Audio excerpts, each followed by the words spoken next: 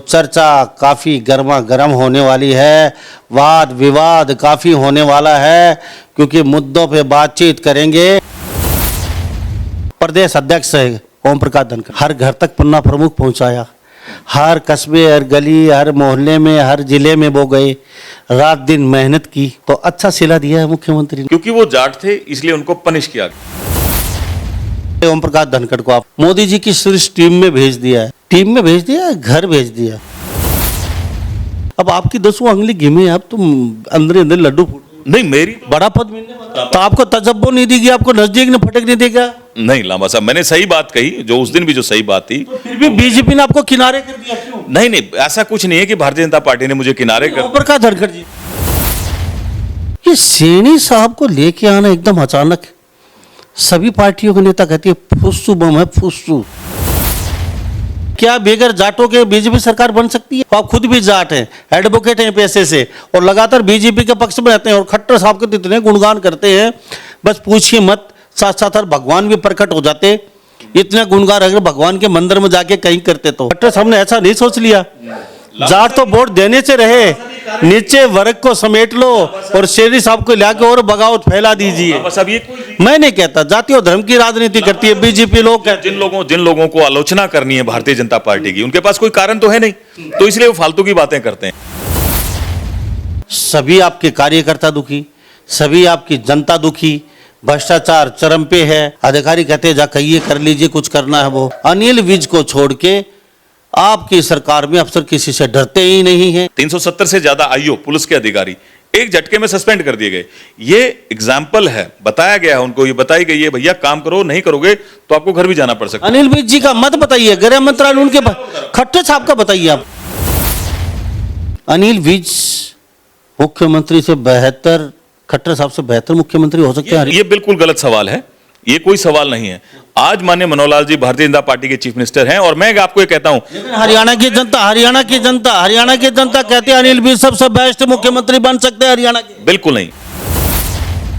नमस्कार, स्वागत आपका हरियाणा न्यूज 24 पे। मैं हूं मुन्ना लंबा, मेरे चौकी हिमांशु लंबा के साथ हम मौजूद है चरखी दादरी हरियाणा राज्य के। मेरे साथ खास बातचीत में एक बार फिर दोबारा से आपका जाना पहचाना चेहरा एडवोकेट सुनील सोरान मेरे साथ खास बातचीत में उपस्थित हैं, और एडवोकेट साहब हमारे साथ सुनील सोरान जी मौजूद हैं, तो चर्चा काफ़ी गर्मा गर्म होने वाली है, वाद विवाद काफ़ी होने वाला है, क्योंकि मुद्दों पे बातचीत करेंगे। तो ये वो शख्स हैं जो मनोहर लाल खट्टर की नीतियों का बड़ा गुणगान करते हैं, और मनोहर लाल खट्टर के इतने भगत हैं कि पूछिए मत, उनके मुंह से कुछ निकला नहीं, ये उनके गुणगान शुरू कर देते हैं। ये वो शख्स हैं जो किसान आंदोलन में भी मुख्यमंत्री हमारे प्रदेश के राजा जी मनोहर लाल खट्टर साहब के साथ उनकी बातों को फॉलो करते दिखे, किसानों के साथ खूब गहमा गहमी कई बार देखी। आज फिर खास बातचीत में मौजूद हैं, क्योंकि खुश हो रहे होंगे मन ही मन, क्योंकि ओम प्रकाश धनखड़ को हटा दिया है।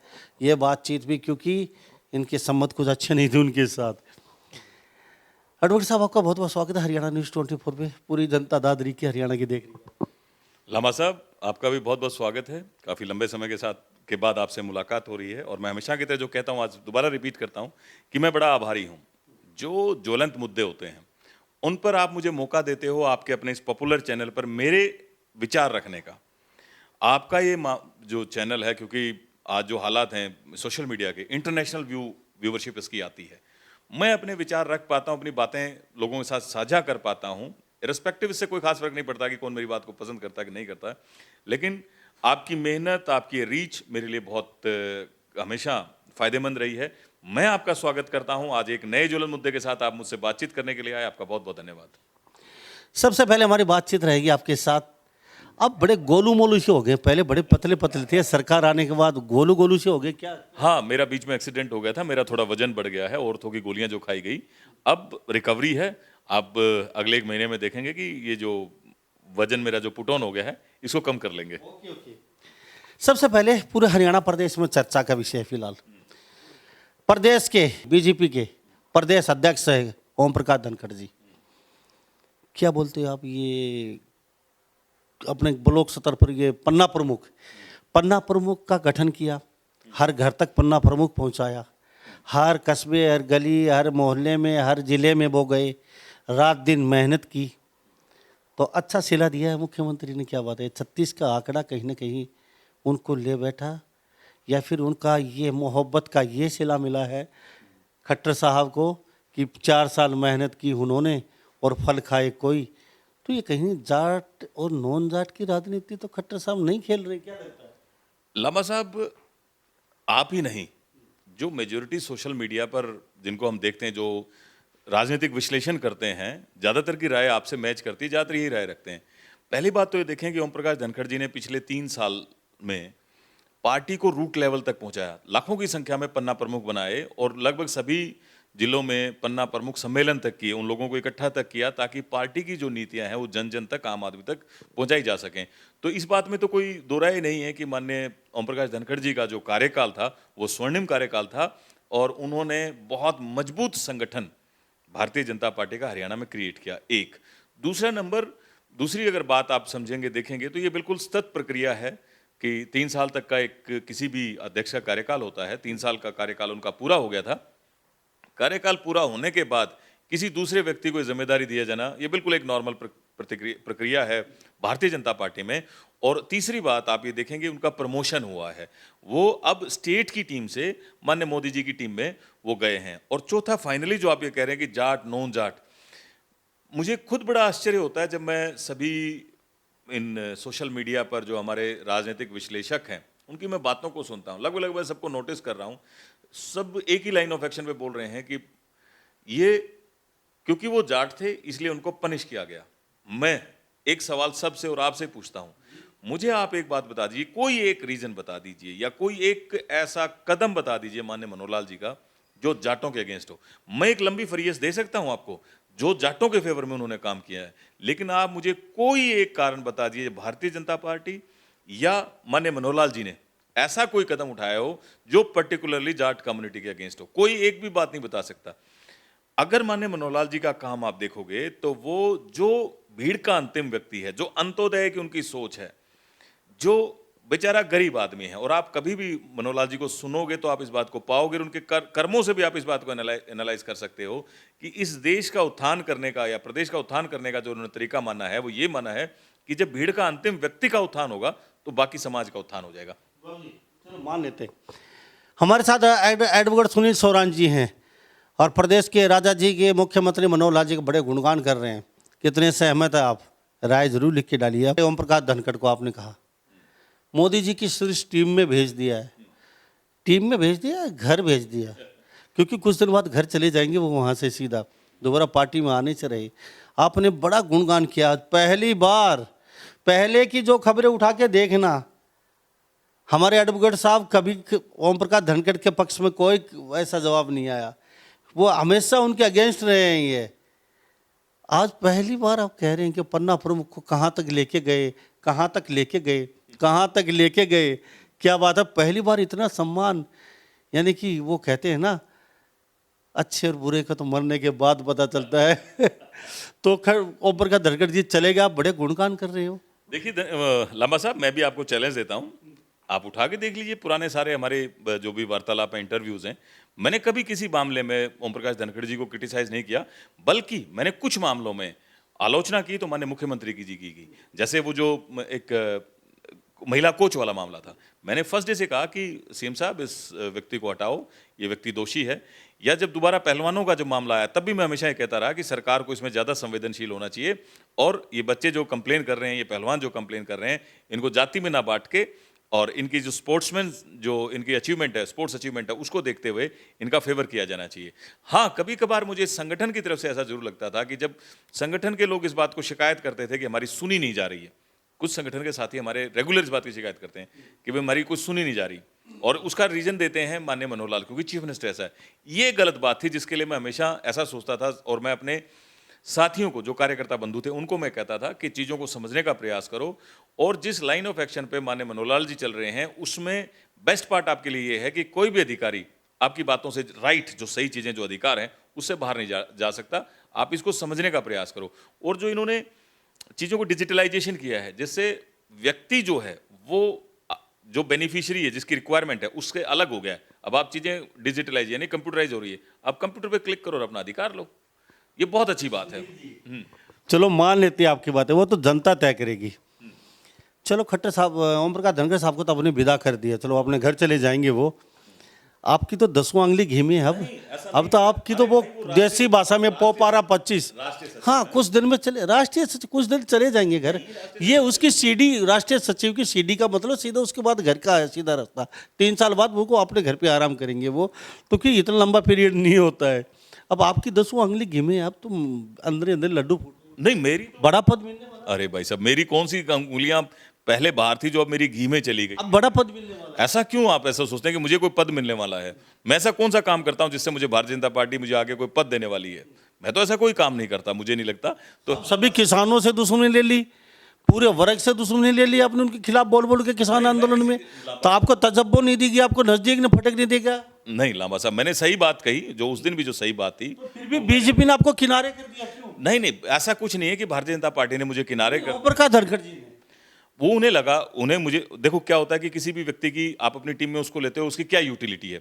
धनखड़ साहब को नहीं लगा होगा कि मेरी कोई यूटिलिटी है, इसलिए उन्होंने मुझे कोई जिम्मेदारी नहीं दी। खट्टर साहब को लगा आपके बारे में ये आदमी बंदा सही है, और सुनील जी उसने एक इंटरव्यू में कहा मैं आपका बाडड़ा में प्रोग्राम करूंगा, और आपके उनके साथ कई बार फोटो देखी गई, वहां नाश्ता वास्ता करते, उनको आप सही लगे और ओम प्रकाश धनखड़ को सही नहीं लगे आप। तो देखिए, हर 36 का आंकड़ा शुरू से नहीं नहीं, देखिए हर आदमी की अपनी एक अप्रोच होती है। ओम प्रकाश धनखड़ जी को मेरे में कोई यूटिलिटी नजर नहीं है, उन्हें नहीं लगा कि मैं किसी काम का हूं, उन्होंने मुझे कोई जिम्मेदारी नहीं दी। अब बारी है नायब सिंह सैनी जी की, उनको लगेगा कि ये व्यक्ति काम करने वाला है, पार्टी में किसी कहीं जगह यूटिलाइज किया जा सकता है, मेरी कोई यूटिलिटी है, मुझे मौका दे देंगे। नहीं तो मैं जो काम कर रहा हूं अपना, हम और आप अपना काम कर ही रहे हैं। ये सैनी साहब को लेके आना एकदम अचानक, सभी पार्टियों के नेता कहते हैं फुस्सू बम है, फुस्सू यानी कि खिलौना है, फुस्सू बैठा दिया यहाँ पे, पार्टियों के नेता कहते हो सैनी साहब के बारे में। पहला 1% मेरा ये रह गया, क्या बेगर जाटों के बीजेपी सरकार बन सकती है? आपकी राय क्या है? तो आप खुद भी जाट हैं, एडवोकेट हैं पैसे से, और लगातार बीजेपी के पक्ष में रहते हैं, और खट्टर साहब के तो इतने गुणगान करते हैं, बस पूछिए मत। साथ साथ भगवान भी प्रकट हो जाते, इतने गुणगान अगर भगवान के मंदिर में जाके कहीं करते तो, दादरी वाले मंदिर में, रेस्ट हाउस वाले में, साक्षात बजरंगबली आपको दिख जाते। लेकिन खट्टर साहब के इतने गुणगान, क्योंकि लोग कहते हैं इतने गुणगान, इतनी चापलूसी आपकी तरह कोई कर नहीं सकता। जाट को वहाँ से हटाया, जाट लोग कहते हैं, अब सैनी साहब को ले आए। आपको लगता है कि जाट तो वोट देने से रहे, नीचे जो वर्ग है उसको समेट लो, सैनी साहब को बना दीजिए, और भी बगावत हो जाएगी जाटों में, और निचला वर्ग धीरे धीरे सारा समेट लो, तुम्हारे साथ हो जाएगा। देखो ये गेम प्लान। लांबा साहब, आप बहुत जो चीज़ों को बहुत धरातल पर सोच रहे हो और बहुत साधारण सोच रहे हो, आप वो चीज़ों को रख रहे हो जो ये इन साधारण सोच के दूसरी पार्टी के नेता जो इन बातों को कहते हैं, भाषा रखते हैं, उसकी वो बातें आप कर रहे हो। आप चीज़ों को समझने की कोशिश करो। माननीय मनोहर लाल जी की कोई जाति नहीं है, वो हरियाणवी है, वो सिर्फ हरियाणा का व्यक्ति हरियाणवी है।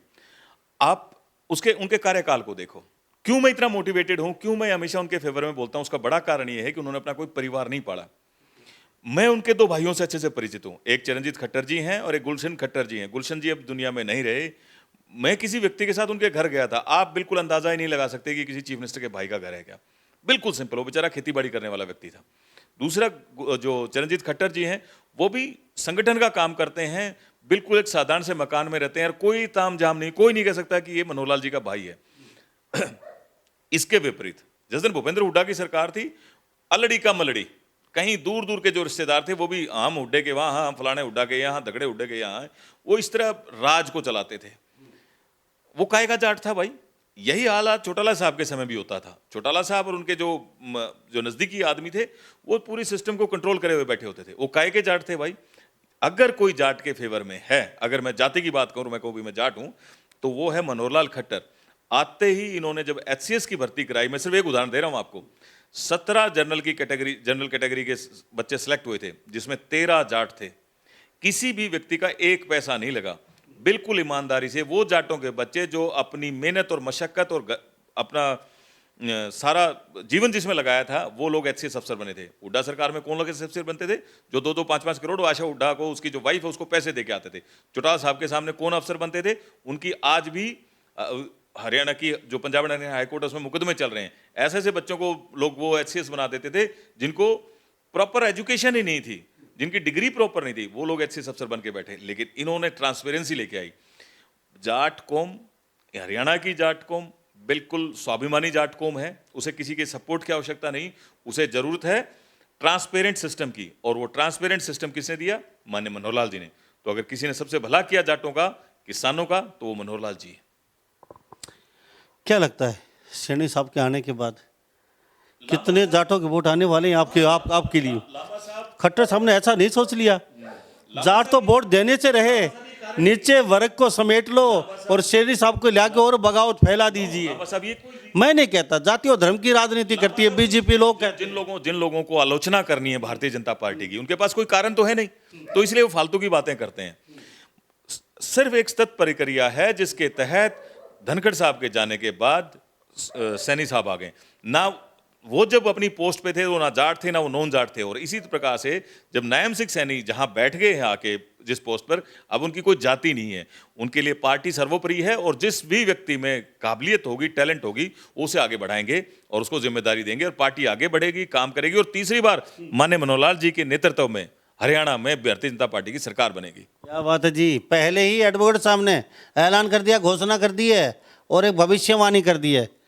आपने कहा खट्टर साहब ये लिया है, खट्टर साहब वो लिया है। सारे तो आपके जितने भी लोग हैं कार्यकर्ता वो दुखी, हमारी चलती नहीं, हमारी सुनती नहीं है। जितने भी आपके जो लोग हैं अधिकारी हैं वो आपकी सुनते नहीं हैं। सभी आपके कार्यकर्ता दुखी, सभी आपकी जनता दुखी। भ्रष्टाचार चरम पे है, किसी पे लगाम नहीं खींच पा रहे हो आप। अधिकारी कहते हैं जा कहिए, कर लीजिए, कुछ करना है वो। तो अब क्या समझते हो? खट्टर साहब ने कहा हर चीज़ पे दुखती बात रखा है। अनिल विज को छोड़ के आपकी सरकार में अफसर किसी से डरते ही नहीं हैं। क्यों ना अनिल विज को ही मुख्यमंत्री बना दिया? लांबा साहब, ये पता नहीं आप कहां से परसेप्शन लेके आते हैं। जनता की राय नहीं, ऐसी बिल्कुल राय नहीं है जनता की। ये कुछ लोग जो विपक्ष में बैठे हैं, जिनके पास कोई मुद्दे नहीं है, तो वो इस तरह की आलतू फालतू की बातें करते हैं। देखो, सबसे बड़ी बात तो ये है कि भी किसी भी अधिकारी को डराने की जरूरत नहीं है, जरूरत है उससे काम लेने की। और उसका सबसे बड़ा उदाहरण मैं आपको अभी बता देता हूं। 370 से ज्यादा आईओ पुलिस के अधिकारी एक झटके में सस्पेंड कर दिए गए। ये एग्जाम्पल है, बताया गया है उनको, ये बताई गई है भैया काम करो, नहीं करोगे तो आपको घर भी जाना पड़ सकता है। अनिल विज जी का मत बताइए, गृह मंत्रालय उनके खट्टर साहब का बताइए आप। उसके अलावा अस्पताल और उनके विजय दहिया और दूसरे वो जो आरए हैं, एक और दूसरे आईएएस, अभी उनको जेल हुई है। 2-3 महीने पहले 2 आईएएस और जेल गए थे। और भी जिनकी स्क्रीनिंग हो रही है, जो स्कैनिंग पर है सरकार के, जिनके खिलाफ अभी कार्रवाई होने लग रही है। ऐसा नहीं है कि सिर्फ ये मैं जो 2 एग्जाम्पल आपको दिए, तो खट्टर साहब के कार्यकाल में, खट्टर साहब के नेतृत्व में भी, और वो भी अनिल विज साहब भी इसलिए कर पा रहे हैं क्योंकि खट्टर साहब का उनको कंसेंट है। मुख्यमंत्री तो मनोहर लाल खट्टर जी हैं। तो हर डिपार्टमेंट के अंदर जो भी अधिकारी, वैसे उसको पूरी लिबर्टीज है, पूरी उसको इंडिपेंडेंस है कि आप ईमानदारी से काम करो, आपको कोई इंटरफेरेंस नहीं होगी। लेकिन कहीं भी आप गलत काम करते हुए पाए गए तो आपके खिलाफ तुरंत कार्रवाई होगी। ये भारतीय जनता पार्टी का, मनोहर लाल जी का मोटो है और इसी मोटो पर ये पार्टी काम कर रही है। क्या अनिल, उससे बड़ी बात जो आप इस बात को और समझो कि उन निकम्मे अधिकारियों की इंटरफेरेंस खत्म करने के लिए तो ये पीपीपी मॉडल लेके आया गया है। इसीलिए तो ये पोर्टल लाए गए हैं, इसीलिए तो मेरी फसल मेरा ब्यौरा जैसी स्कीमें चलाई गई हैं, ताकि आज जो बेनिफिशियरी है, जिसको फायदा होना है, उसे किसी अधिकारी को फेस ही नहीं करना पड़े। अपने घर बैठ के कंप्यूटर के ऊपर बैठ के आप 2 उंगलियां मारो और अपने काम का फायदा उठाओ। और तो और जहां कमियां पाई गई, अब जैसे इन्होंने प्रॉपर्टी आईडीज बनाई, जिस कंपनी को प्रॉपर्टी आईडी का ठेका दिया गया था उसे पूरा मौका दिया कि करेक्ट कर। नहीं करेक्ट किया, उसको सस्पेंड किया, उसको ब्लैकलिस्ट किया और उसकी जो सिक्योरिटी मनी थी उसको वो फॉरफिट कर लिया। फैमिली आईडी की कंपनी बैन क्यों नहीं किया आज तक? कर दी। 10 लाख लोग भटक, तो मैं कह रहा हूं फॉरफिट कर दिया, उसका पैसा फॉरफिट कर लिया, उसको बैन कर दिया और ब्लैकलिस्ट कर दिया। ये कौन कह रहा नहीं कर दिया? बिल्कुल साहब। आप प्रॉपर्टी आईडी की बात, हाँ, प्रॉपर्टी आईडी की बता रहा हूं मैं। जो कंपनी प्रॉपर्टी आईडी का ठेका लिए हुई थी उसको बैन कर दिया, उसका पैसा फॉरफिट कर लिया और उसको ब्लैकलिस्ट कर दिया।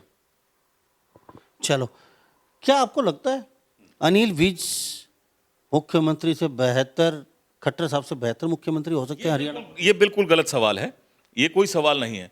आज माननीय मनोहर लाल जी भारतीय जनता पार्टी के चीफ मिनिस्टर हैं और मैं आपको ये कहता हूं, लेकिन हरियाणा की जनता कहती है अनिल भी सबसे बेस्ट मुख्यमंत्री बन सकते हैं हरियाणा के। बिल्कुल नहीं। मैं ये नहीं कहता कि मुझे उनके बारे में नहीं पता, लेकिन he is one of the best performing chief minister in India, और उनसे बाकी सब चीफ मिनिस्टर्स हैं उनको भी सीख लेनी चाहिए। मैं अगली बात ये कह रहा हूं, जो मॉडल उन्होंने अडॉप्ट किया है पोर्टल का, ये सभी चीफ मिनिस्टर्स को अडॉप्ट करना चाहिए। ये बिल्कुल एक क्रांति ला देगा, इस प्रदेश के अंदर क्रांति ला देगा, इस देश के अंदर क्रांति ला देगा, पूरे सिस्टम में बदलाव ला देगा। जो लोग इस सिस्टम से, इस व्यवस्था से, इन सरकारों से दुखी थे, वो आम आदमी जो बेचारे ईमानदारी से अपना काम करते थे, उन्हें एक बहुत बड़ा रिलीफ मिला है। ये जो पोर्टल का सिस्टम मनोहर लाल जी ने एस्टैब्लिश किया है। क्या वास्तव में ही ये जो मुख्यमंत्री साहब हैं बिगैर जाटों के, आपके बारे में फिर जानना चाहूंगा, कितने प्रतिशत आपके वोट आने? अरे भाई साहब, जो भी व्यक्ति, जो भी जाट प्रदेश हित में, प्रदेश का भला चाहता है, प्रदेश में भला हो, लोगों का भला हो, लोगों को अपने अधिकार मिले, गरीब आदमी को सहायता मिले, 101% वो आदमी भारतीय जनता पार्टी के साथ जाएगा। सिर्फ वो व्यक्ति भारतीय जनता पार्टी के साथ नहीं जाएगा, इधर तो उसको आइडिया नहीं है या उसके खुद के अपने सेल्फ इंटरेस्ट है। हाँ, मैं जानता हूं हमारी कम्युनिटी के अंदर भी पिछले लंबे समय तक कुछ हर गांव में ऐसे कुछ व्यक्ति रहे जिन्होंने उन दो सत्ताओं में, चाहे वो चौटाला साहब की रही हो, चाहे कांग्रेस सत्ता रही हो, फायदे उठाए। अब उनके मिर्ची लगी हुई है, तो वो लोग कितने लोगों को बेवकूफ बनाने में कामयाब हो जाएंगे या वो कितना फायदा उठा पाएंगे, सिर्फ उस पर डिपेंड करता है। लेकिन जो सही परिवार है, जो सही जाट है, जो ईमानदारी से, नेक नीति से काम कर रहा है, जो चीज़ों को समझ रहा है, जैसे चीज एजुकेशन है, वो 101% भारतीय जनता पार्टी के साथ और माननीय मनोहर लाल जी के साथ जाएगा। मैं आपको चैलेंज करके कहता हूं, कोई एक रीजन मुझे बता दो, कोई एक घटना ऐसी बता दो, कोई एक ऐसा इवेंट बता दो जो माननीय मनोहर लाल जी ने जाटों के अगेंस्ट किया हो। कोई एक इवेंट, मेरी गारंटी है। तो अभी मुख्यमंत्री ने आपने देखी है जन संवाद यात्रा की थी, वहाँ पे सैकड़ों पुलिस वाले साथ लेके अपने अपने चहितों को कार्ड बांट के कुछ टेंटों के बीच में प्रोग्राम करके कैसे वहाँ से चलते बनते हैं, और साथ साथ वहाँ अपने माइकों पे सुना होगा किसी महिला को कुछ कहते, किसी व्यक्ति को कुछ कहते, किसी को गिरफ्तार करवाते। इस तरीके की आपने पूरे हरियाणा में एक खट्टर साहब का वो जनसंवाद यात्रा भी देखी है, चप्पे चप्पे ने देखी है। साहब आपने खूब अच्छी तरीके से, सबसे मोटा रोड़ा था खट्टर साहब का, ओम प्रकाश धनखड़, बड़ी बारीकी से साइड कर दिया। क्या बात है? देखो, अगर चलो हम इस बात को इस तरह लेते हैं, पिछली योजना में तो ओम प्रकाश धनखड़ जी कम से कम मंत्री तो थे, इस बार तो बेचारे चुनाव हारे हुए थे, वो कहां से रोड़ा हो गए? मुझे बताओ, रोड़ा कहां से हो गए? सीएम की कुर्सी पर नजर थी उनके आगे। आपको बीजेपी की पॉलिटिक्स का अंदाजा कम है। भारतीय जनता पार्टी में कोई आदमी किसी चीज पे नजर घटाता है, मुझे लगता है उसका तो फिर उसे बीजेपी में जाना ही नहीं चाहिए। और ओम प्रकाश धनखड़ जी तो बहुत सीजन लीडर हैं, वो तो मतलब ही नहीं कि भाई ऐसी कोई बेवकूफ़ी भरी ऐसी कोई सोच रखे। उन्हें पता है कि भारतीय जनता पार्टी में संगठन से काम चलता है और किस आदमी को कहाँ क्या जिम्मेदारी दी जाए, इस बात का किसी को नहीं पता चलता। तो आप क्या सोचते हैं, आप क्या चाहते हैं, क्या डिमांड करते हैं, क्या आपकी एक्सपेक्टेशन है, क्या आपकी एम्बिशंस है, ये तो भारतीय जनता पार्टी में काम ही नहीं करती। और ये बात खुद हमने माननीय ओम प्रकाश धनखड़ जी से सुन के ही सीखी है। उन्होंने जाने के बाद भी सिंपल ये बातें डिक्लेयर की कि बोले भाई ये राष्ट्रवाद से प्रेरित पार्टी है, इसमें व्यक्तिवाद से कुछ काम नहीं चलता है। चलो सुनील जी, ये तो लोगों पे छोड़ते हैं, अपनी राय जरूर दे दीजिए सुनील एडवोकेट खट्टर साहब के बारे में, क्योंकि जो बातें सुनी हैं आप उनसे कितने सहमत हैं। एडवोकेट साहब आपका बहुत बहुत स्वागत, हमसे बातचीत की, आपका कीमती समय। भाई लंबा साहब, मैं भी पुनः उन्हीं बातों को दोहराऊंगा, आपने इतना समय निकाला मेरे साथ बैठ के इस विषय पर इतनी लंबी चर्चा की, आपका बहुत बहुत धन्यवाद। जय हिंद, जय भारत। तो हमारे से एडवोकेट सुनील सोनान जी चरखी दादरी से खास बातचीत पर बने हुए थे और लगातार हमारे प्लेटफॉर्म पर लगातार 10 साल से बीजेपी की तरफ से अपना एक पक्ष रखते आए हैं, चाहे आंदोलन हो किसान, चाहे कोई भी बात हो, तो हमेशा पुरजोर अपना पक्ष रखते आए हैं। तो इन्हीं सब बातों के साथ मैं मुन्ना लांबा, मेरे सहयोगी हिमांशु लांबा के साथ हरियाणा न्यूज़ 24, नमस्कार, जय हिंद।